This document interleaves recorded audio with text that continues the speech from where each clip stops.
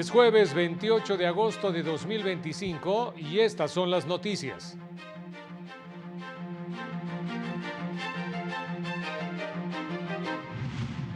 Publican sentencia de la Corte que invalidó disposición que eximía de responsabilidad a tutores que sometieran a menores de edad a terapias de conversión.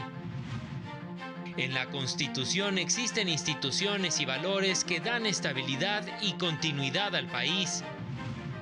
A pesar de la introducción de la perspectiva de género en la justicia penal, son pocas las sentencias en las que se aplica reconoce especialista. En tiempo y forma, el Tribunal Electoral resolvió los cerca de 1,000 recursos que se presentaron para impugnar los resultados de la elección judicial. Hola, ¿qué tal? ¿Cómo le va? Qué gusto saludarle. Muy buenas noches. Bienvenido, bienvenida a la información jurídica más importante. Soy Óscar González y en nombre de todo este equipo de trabajo les saludamos con mucho gusto. Eusiris Rostro en la interpretación en lengua de señas mexicana. Vámonos con todas las noticias. La Corte invalidó una disposición que eximía de responsabilidad a tutores por terapias de conversión. La Suprema Corte publicó la sentencia del Pleno en la acción de inconstitucionalidad 140/2024, en la que invalidó el artículo 177 ter del Código Penal del Estado de Guerrero en su porción quedan exceptuados de este tipo penal los padres de familia y o quienes ejerzan custodia o patria potestad respecto a menores o adolescentes, disposición que sancionaba penalmente a quienes sometieran a menores de edad a terapias de conversión, ya que ello atenta contra el derecho a la identidad sexual y de género. El Pleno explicó que si bien existe la presunción de que los progenitores saben lo que más les conviene a sus hijos e hijas, lo cierto es que uno de los límites de la responsabilidad parental es que se les someta a intervenciones o tratamientos que pretendan anular el ejercicio de su orientación sexual y su identidad y expresión de género. Precisó que los esfuerzos para cambiar la orientación sexual, identidad o expresión de género parten de la base ideológica de que estos aspectos son anormales, por lo que los intentos de reprimir la orientación sexual y la identidad de género producen severos daños físico y psicoemocionales en sus víctimas. Por tanto, el Pleno concluyó que las prácticas y técnicas que intentan disuadir a infantes y adolescentes de su transición de género o incitarles a suspender esa transición e intentar hacerlos heterosexuales va en contra de su interés superior. De ahí que, si bien se reconoce la libertad de crianza y la autonomía en la toma de decisiones de los progenitores sobre los hijos e hijas, esta encuentra su límite en el interés superior de la infancia y adolescencia. Con información de José Luis Guerra García para el canal del Poder Judicial de la Federación. También se publicó la sentencia del Pleno en la acción de inconstitucionalidad 107/2024, en la que invalidó la porción normativa o a quien delegue, prevista en la fracción novena del artículo 47 de la Ley sobre Desaparición y Búsqueda de Personas del Estado de Baja California.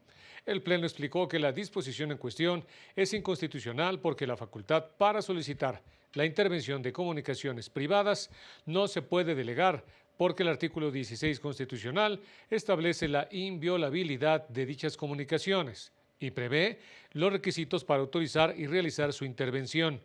Precisó que dicha facultad no se puede delegar al no estar prevista expresamente en el mencionado artículo de la Ley Suprema.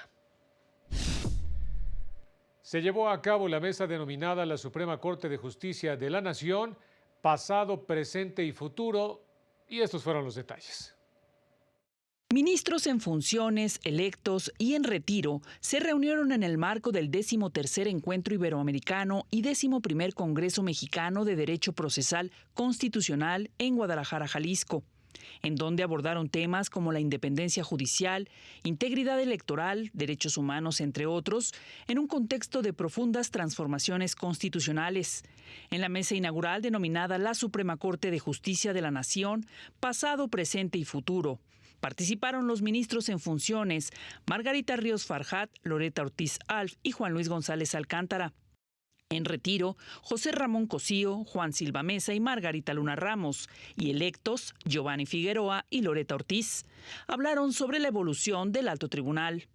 Creo que sí tuvo un desarrollo central en el tema tanto de las garantías como en el tema de los derechos y una reconfiguración muy importante para pasar del viejo sistema de garantías individuales, este concepto decimonónico que afortunadamente se abandonó, para un concepto mucho más sustantivo de derechos. Yo siempre he pensado, al menos desde que a mí me tocó estar en la Corte, que sí estaba en un tribunal constitucional, así lo he sentido, así lo he vivido, y creo que la Suprema Corte de Justicia de la Nación empezó a perfilarse como tal, como tribunal constitucional. México es la historia de sus constituciones y de sus instituciones, y que no es exagerado decir que México es su constitución. Existen en la norma fundamental hoy instituciones y valores que permanecen y dan estabilidad y continuidad. En el Congreso participarán referentes internacionales como el jurista Luigi Ferraioli, Jorge Enrique Ibáñez Nájar, presidente de la Corte Constitucional de Colombia, relatores de Naciones Unidas, entre otros. Para el canal del Poder Judicial de la Federación, Marta Rodríguez. Una investigadora denunció que en México son pocas las sentencias en las que se aplica la perspectiva de género. Isabel Montoya Ramos, investigadora del Centro de Estudios Constitucionales de la Suprema Corte, lamentó que pese a la introducción de la perspectiva de género como herramienta en el sistema de justicia penal ya desde décadas, sean pocas las sentencias en las que se aplica. Los operadores no logran ver las relaciones asimétricas de poder, los contextos de violencia en los que las mujeres delinquen, los contextos de discriminación, de pobreza, de opresión, no logran verlos. Dentro del ciclo de conferencias sobre justicia penal con perspectiva de género, la investigadora destacó que hay evidencia de que hay gran cantidad de asuntos en los que las mujeres acuden al procedimiento abreviado, es decir, que aceptan el haber cometido el delito, pero dijo, sin un análisis de las condiciones de desigualdad estructural. No van a la cárcel, pero sí tienen que reparar el daño, porque la sentencia es condenatoria. Pero ¿qué pasaría si aplicamos la perspectiva de género y cuestionamos el derecho, vemos las situaciones en las que las mujeres están delinquiendo y aplicamos categorías del derecho penal con perspectiva de género y tenemos una sentencia absolutoria para esa mujer? Para el canal del Poder Judicial de la Federación, Mario López Peña.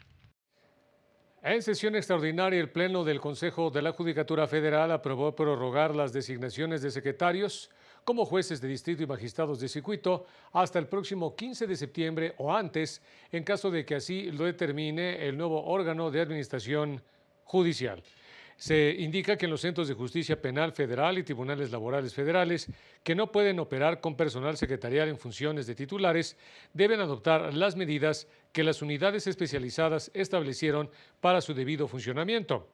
En el caso de la desintegración de tribunales colegiados de circuito o de apelación, se prorroga la jurisdicción territorial del circuito más cercano para que el tribunal que se encuentre de guardia atienda los asuntos urgentes. Declaró inhábiles, pero laborales, del 1 al 15 de septiembre para el personal de los distintos órganos jurisdiccionales del país. Todo ello ante la conclusión de funciones de los titulares e integrantes de alrededor de 700 juzgados de distrito y tribunales colegiados y de apelación con motivo de la elección judicial. Fue desarrollado un cuaderno de jurisprudencia sobre el derecho a la salud centrado en el acceso. El Centro de Estudios Constitucionales de la Suprema Corte de Justicia de la Nación desarrolló un cuaderno de jurisprudencia sobre el derecho a la salud centrado en el acceso. En la sistematización y análisis de sentencias, identificó que en esta vertiente, la gran mayoría de asuntos derivan de litigios contra instituciones de seguridad social contributiva como IMSS, ISSSTE, entre otras. La publicación clasifica la línea jurisprudencial sobre accesibilidad en salud en 5 escenarios constitucionales de litigio y en subcategorías. En primer lugar, aborda asuntos sobre acceso a la salud de personas con discapacidad. En el segundo, presenta casos sobre acceso a la salud sexual y reproductiva. En el tercer punto están los fallos sobre el acceso a la salud de niñas, niños y adolescentes, asuntos sobre acceso a tratamientos y medicinas, acceso a salud y derecho a la seguridad social, entre otros. Entre los asuntos destacan el amparo directo en revisión 7844/2019 sobre disolución de vínculo matrimonial, seguridad social y discapacidad. El amparo en revisión 502/2021 sobre la afiliación a la seguridad social como beneficiarios a los padres de crianza y el amparo en revisión 619/2017 sobre el acceso a técnicas de reproducción asistida y límite de edad. Los siguientes cuadernos, que serán parte de esta serie, se centrarán en las condiciones de disponibilidad, calidad y aceptabilidad del derecho a la salud, el principio de igualdad y no discriminación en materia de salud y derecho a la salud sexual y reproductiva. Para el canal del Poder Judicial de la Federación, Laura Murillo. Vámonos rápidamente a una pausa y regresamos con más. Al regresar, en la administración pasada, 1,189 mujeres periodistas fueron víctimas de agresión.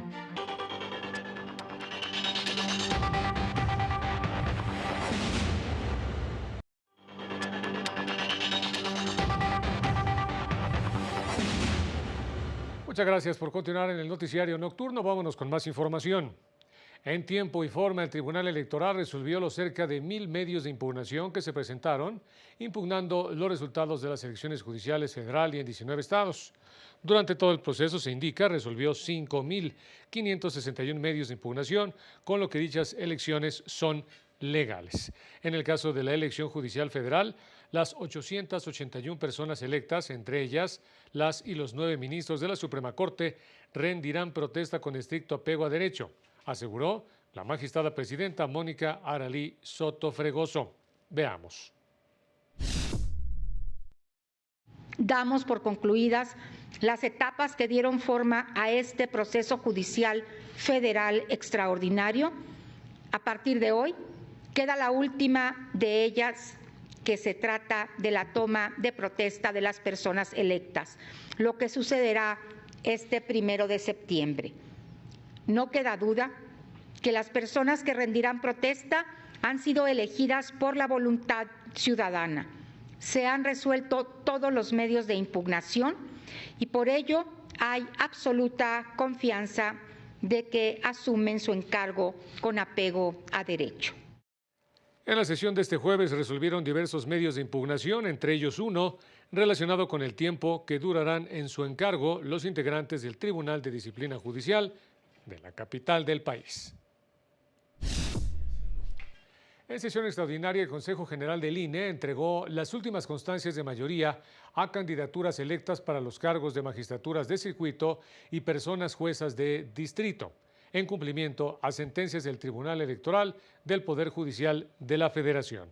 Fueron en total 20 personas a las que se les había retirado el triunfo por no cumplir con los requisitos de promedio o por la aplicación de reglas de paridad. El cumplimiento de las sentencias dictadas por la Sala Superior del Tribunal Electoral del Poder Judicial de la Federación no solo representa el respeto a la legalidad, sino también la reafirmación de los derechos fundamentales que sostienen nuestro sistema electoral. En otra sesión extraordinaria, el Consejo General del INE aprobó los lineamientos para la credencialización de personas privadas de la libertad, también en cumplimiento a una sentencia del Tribunal Electoral. Estos permitirán credencializar tanto a personas en prisión preventiva cuyos derechos político-electorales están vigentes, como a personas con sentencia firme, pero es solamente para efectos de que cuenten con una identificación oficial. Credencializar a las personas privadas de la libertad es fundamental no solo para que puedan ejercer sus derechos a la identidad y al voto, sino también para contribuir en su proceso de reinserción social. Los consejeros electorales también aprobaron el proyecto de acuerdo que declaró liquidado al otrora Partido Humanista, que perdió su registro en septiembre de 2015. Y anunciaron que a partir de la segunda mitad de septiembre se trabajará en las propuestas que se enviarán a la Comisión Presidencial para la reforma electoral. La consejera presidenta del INE, Guadalupe Tadei, aclaró que en la reunión que sostuvieron el pasado martes con integrantes de la Comisión Presidencial para la Reforma Electoral, se puso sobre la mesa el respeto a la autonomía y la independencia del Instituto Nacional Electoral. En conferencia de prensa señaló que también se habló sobre las elecciones concurrentes que se esperan en el 2027, en las que se elegirá a la segunda mitad de cargos de magistraturas y jueces federales, así como de diputaciones federales y cargos locales en varios estados del país. Creo que sí, se toca el tema de la autonomía, se toca el tema de la independencia, son valores que deben de quedar dentro de la institución. Hay un reconocimiento de la parte especializada del Instituto Nacional Electoral. Ese yo creo que fue el espíritu que estuvo sobre la mesa y sobre ese caminamos y el primer acuerdo fue enviar estos temas. Explicó que a partir de la segunda mitad de septiembre, una vez que regresen del periodo vacacional, trabajarán en las propuestas que enviarán a la Comisión Presidencial para la reforma electoral. Consejeras y consejeros del INE también hablaron sobre las prioridades y preocupaciones en torno a la reforma electoral que se avecina. Sería tremendamente grave política y organizativamente hacer la elección judicial al mismo tiempo que la elección legislativa.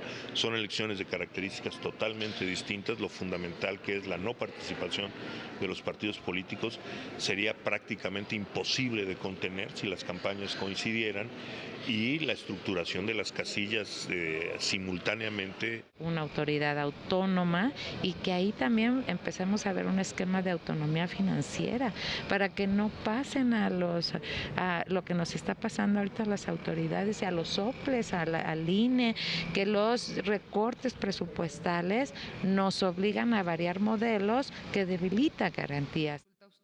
Mencionaron también la permanencia de los institutos electorales locales y mantener el padrón electoral en un INE autónomo e independiente. Para el canal del Poder Judicial de la Federación, Juan Carlos González. Veamos ahora la siguiente historia que narra uno de los cientos o miles de casos sobre violencia de género en nuestro país. Ese día pagaron 50,000 pesos para matarme. Mi agresor me dejó tendida en un charco de sangre al salir de la radiodifusora Radio Guerrero Metepec. Él hizo supuestamente excelente su trabajo, porque la primera bala iba en mi frente, la segunda me despedazó la mandíbula y tengo la esquila pegada en la carótida, pero el tiro de gracia, según él, fue bien dado. Este es parte del testimonio de la periodista indígena Marcela de Jesús Natalia, que como otras mujeres ha sido víctima de agresiones por ejercer su labor informativa. De acuerdo con el 6º informe sobre violencia contra mujeres periodistas en México, presentado por CIMAC, durante el sexenio de Andrés Manuel López Obrador, fueron documentadas 1,189 agresiones contra mujeres comunicadoras, un aumento de 117% respecto al sexenio anterior. En 6 años de violencia hacia las periodistas se recrudeció esta, en cuanto a su capacidad de daño y a su virulencia y a su crueldad. Mientras la violencia contra las mujeres periodistas crecía, la política de protección federal se disminuía en su importancia, capacidades internas y eficacia para la protección. La Ciudad de México fue la entidad con el mayor número de agresiones, seguida por Puebla, Coahuila, Michoacán, Veracruz y Estado de México. Reporteras resultaron las más agredidas, seguidas de directoras de medios y, en tercer lugar, columnistas. Bloqueo informativo, amenazas, intimidación y descrédito de su labor fueron las agresiones más frecuentes, la mayoría perpetradas por funcionarios públicos. En cuanto a agresiones digitales, se reportaron 256, es decir, el 21.6%. La violencia psicológica representó el 70%. Para el canal del Poder Judicial de la Federación, Laura Murillo. En la máxima casa de estudios se llevó a cabo el conversatorio Chile y México, Democracia, Derechos Humanos y Defensa del Medio Ambiente. Alicia Bárcena Ibarra, secretaria del Medio Ambiente y Recursos Naturales, se pronunció en contra de todo tipo de prácticas que afecten a la democracia, tanto en México como en América Latina. Al participar en el conversatorio, Chile y México, democracia, derechos humanos y defensa del medio ambiente, señaló. Es tan importante preservar la democracia y Chile todos los días se repite a sí mismo y nosotros también, nunca más una violación de derechos humanos, nunca más nos puede volver a ocurrir en América Latina una arremetida tan profunda contra la democracia. En el evento organizado por la Universidad Nacional Autónoma de México, la titular de la Semarnat consideró que el pasado no debe ser un artefacto de nostalgia, pero sí nos debe recordar que Chile y México tuvieron una visión común respecto de la prosperidad económica, social y sobre el desarrollo sostenible. Por su parte, José Miguel Insulza, senador de la República de Chile, destacó la fuerte relación con nuestro país, la cual, afirmó, va más allá de lo económico. Nosotros conocíamos mucho a México antes del golpe militar en Chile. Sabíamos todos de México, como digo, escuchábamos, veíamos cine mexicano, escuchábamos películas, pero no teníamos una relación sólida con México. Y hoy día la tenemos. Yo creo que México es uno de los principales, es el principal país. Informaron que hay una serie de compromisos pendientes entre ambas naciones, como la revisión del acuerdo comercial, igualdad de género, derechos humanos y acción climática. Bueno, en temas de salud, la COFEPRIS autorizó la venta en México de la vacuna actualizada contra COVID-19 desarrollada por la farmacéutica Pfizer. Indicó que estará disponible para la próxima temporada invernal ya y protege contra la variante LP8.1 del SARS-CoV-2, que de acuerdo con la Agencia Europea de Medicamentos es ahora la de mayor prevalencia a nivel global desde febrero de 2025.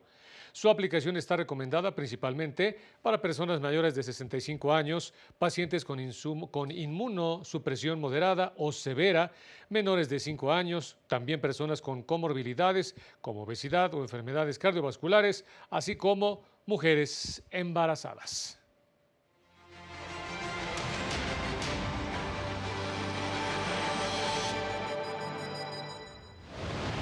La senadora de Morena, Laura Itzel Castillo Juárez, fue electa por unanimidad como presidenta de la mesa directiva del Senado, en sustitución de Gerardo Fernández Noroña por el periodo del 1 de septiembre de 2025 al 31 de agosto de 2026. El juez 13º de distrito en materia penal en la Ciudad de México sentenció a 5 años de prisión a Luis N., exdirector de Seguridad Regional de la extinta Policía Federal, por el delito de tortura en agravio de 4 personas, a quienes señaló de ser presuntos integrantes de la banda de secuestradores Los Zodiacos. El Congreso de Chiapas aprobó la Ley de Voluntad Anticipada para reconocer el derecho de las personas a rechazar tratamientos médicos que prolonguen innecesariamente la vida en casos de enfermedad terminal o incurable. Un tribunal colegiado confirmó la sentencia de un juez federal que ordena a la FGR dar acceso al empresario Camel N. a la carpeta de investigación en su contra por el delito de defraudación fiscal y operaciones con recursos de procedencia ilícita. Para el canal del Poder Judicial de la Federación, Jesús Daza.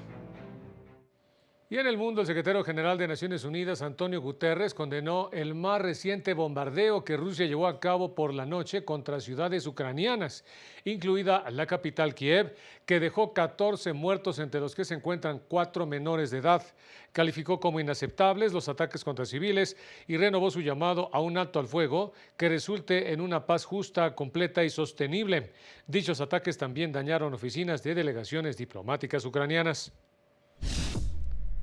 Oiga, ¿qué actividades realiza usted en un día? ¿Y cuántas horas le dedica a la más importante? El INEGI presentó los resultados de la encuesta nacional sobre el uso del tiempo. Las brechas de género siguen marcando diferencias entre los tiempos que las personas dedican a actividades productivas remuneradas y no remuneradas, de acuerdo con la encuesta nacional sobre el uso de tiempo del INEGI ENUT 2024. ¿Hasta qué punto las personas, particularmente las mujeres, pueden pensar en su tiempo como un recurso para el desarrollo y cuidado propios. Sus resultados reflejan que las mujeres dedicaron 66.8% del tiempo total de trabajo a actividades no remuneradas y los hombres 33.2%.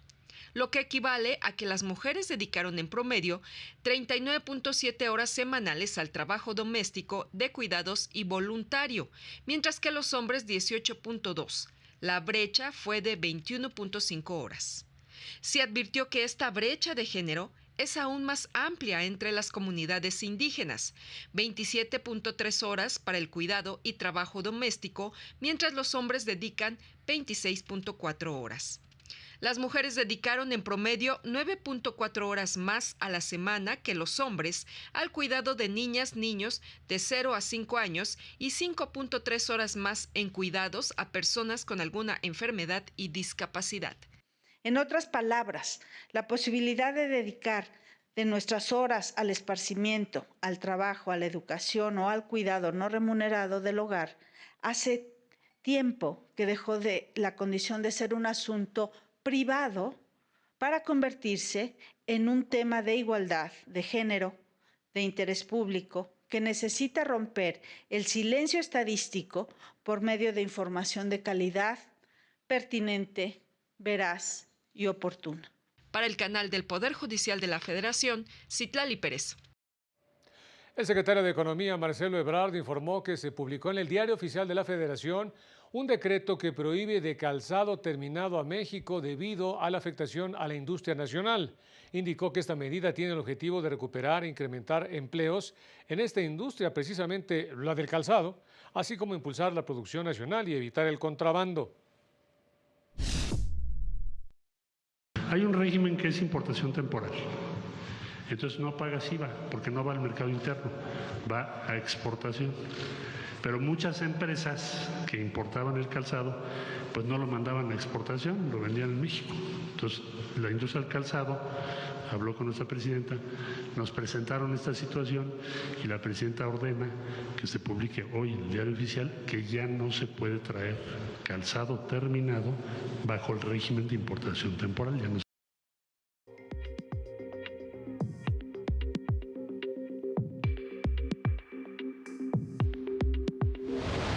Hoy el tipo de cambio se ubicó en 18 pesos con 65 centavos por dólar, de acuerdo con información del Banco de México. El Gobierno de México prohibió las importaciones temporales de 270 clasificaciones de productos de calzado, ciertos azúcares, alcoholes y jarabes, para evitar prácticas que afecten el empleo y competitividad de la industria nacional. Las importaciones temporales se realizan por medio de empresas con programa IMEX para industrias de exportación, a las que no se les cobra el 15% de IVA antes, sino cuando exportan sus productos. El gobierno de Brasil pidió al de México mayor apertura a sus productos ante la política arancelaria de Estados Unidos y expresó su interés por reactivar negociaciones para una mayor liberalización comercial como parte de los trabajos de la misión empresarial e institucional en México el 27 y 28 de agosto, en la que se firmaron 2 acuerdos en materia de biocombustibles y competitividad. A junio 2025, las AFORES transfirieron 2.5 millones de cuentas individuales al Fondo de Pensiones para el Bienestar, reportó la CONSAR.